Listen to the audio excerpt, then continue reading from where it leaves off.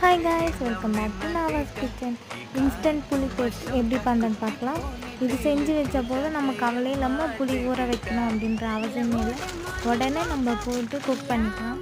இன்றைக்கி நான் ஒரு 1/2 கிலோ புளி எடுத்திருக்கேன். இதில் இருக்கிற தோல் சீட்ஸ் எல்லாத்தையும் ரிமூவ் பண்ணிவிட்டு புளி குக்கரில் தான் நம்ம வைக்க போட்டு அதுக்கு புளி மூழ்கிற அளவுக்கு தண்ணி விட்டு ஒரு 2 டேபிள் ஸ்பூன் அளவுக்கு சால்ட்டு போட்டு நல்லா ஒரு 4 விசில் ப்ரெஷர் குக் பண்ணி எடுத்துகிட்டு அந்த ஹீட் ஃபுல்லாக ரிலீஸ் ஆன அப்புறம் ஓப்பன் பண்ணிவிட்டு மிக்சியில் நல்லா ஃபைன் பேஸ்ட்டாக அரைச்சிட்டு ஃபில்டர் பண்ணி எடுத்தோம்னா இன்ஸ்டன்ட் புளி பேஸ்ட் ரெடி.